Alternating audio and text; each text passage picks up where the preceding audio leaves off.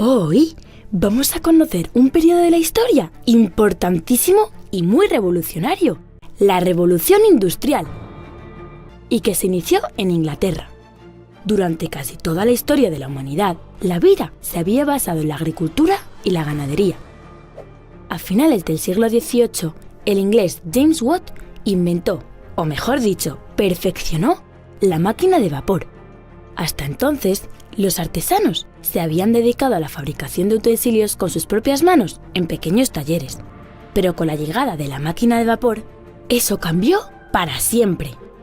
Esta máquina utilizaba la energía del vapor para transformarla en fuerza y mover otras máquinas.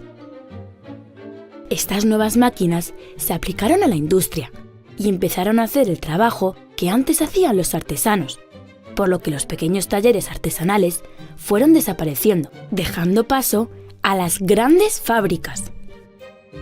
La máquina de vapor también se usó en los transportes y se fabricaron los primeros trenes y barcos de vapor, lo que facilitó el comercio y los viajes entre ciudades y países. Europa se llenó de trenes.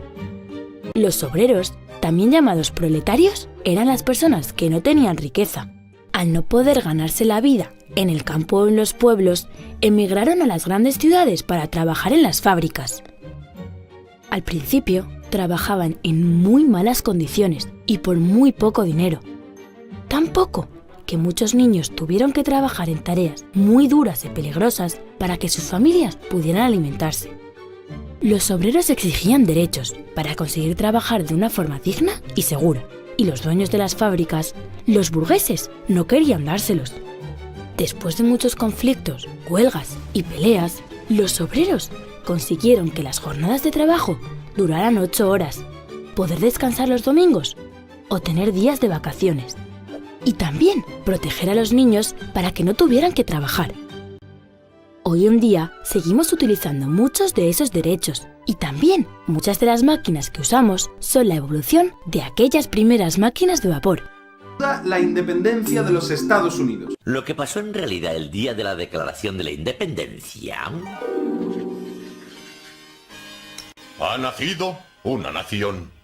Celebrémoslo como si fuera fin de año de 1799. De crear la democracia más importante de la Tierra.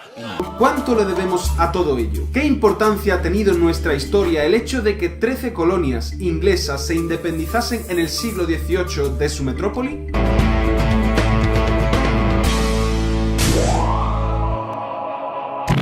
Hasta mediados del siglo XVIII, Inglaterra mantenía con mano de hierro 13 colonias en el continente americano, concretamente en Norteamérica.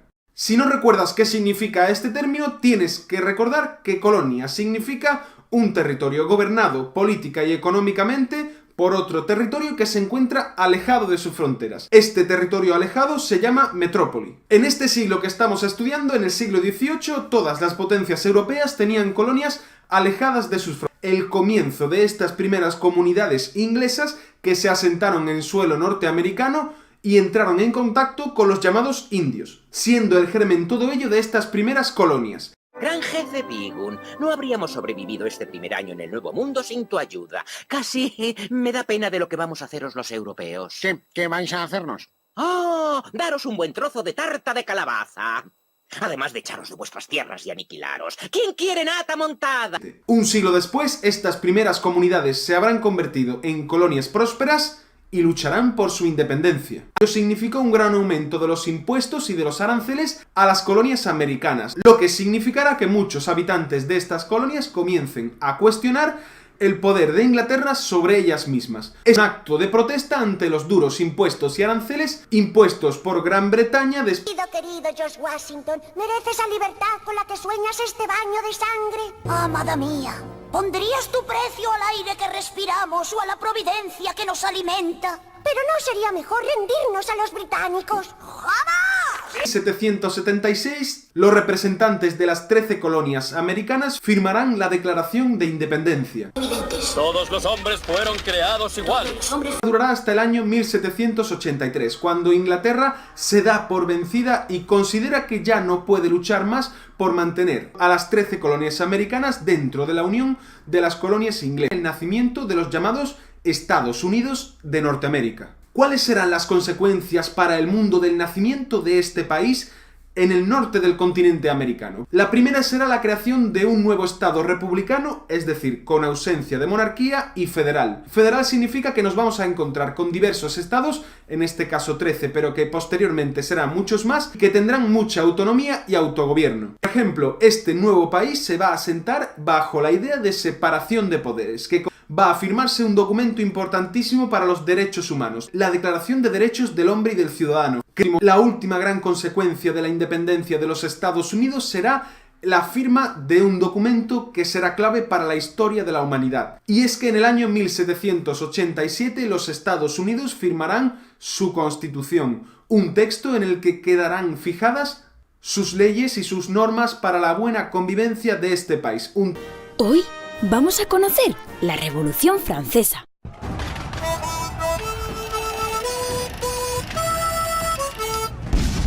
La Revolución Francesa fue uno de los acontecimientos más importantes de la historia mundial. Se produjo a finales del siglo XVIII, exactamente en el año 1789. Por aquella época, en Francia gobernaba el rey Luis XVI. Era una monarquía absoluta, es decir, el rey tenía todo el poder y podía tomar todas las decisiones que le diera la gana sin tener que rendir cuentas a nadie. Gracias a este poder, Luis XVI y todos los nobles que le apoyaban tenían grandes riquezas y grandes privilegios. Mientras tanto, el pueblo llano, la burguesía, la gente normal, como los abogados, médicos, artesanos, comerciantes o campesinos, tenían que pagar muchos impuestos y vivían, la gran mayoría, en la miseria. Hartos de esta situación, las clases sociales más desfavorecidas formaron una Asamblea Nacional y se comprometieron a escribir una Constitución donde se recogieran los derechos y deberes de todas las clases sociales de manera más justa e igualitaria. A partir de ese momento, comenzaron violentos disturbios. En París, la capital de Francia, una gran masa de gente se dirigió a la Bastilla para liberar a todos los encarcelados que se habían opuesto al rey. Este asalto se convirtió en el símbolo de la revolución.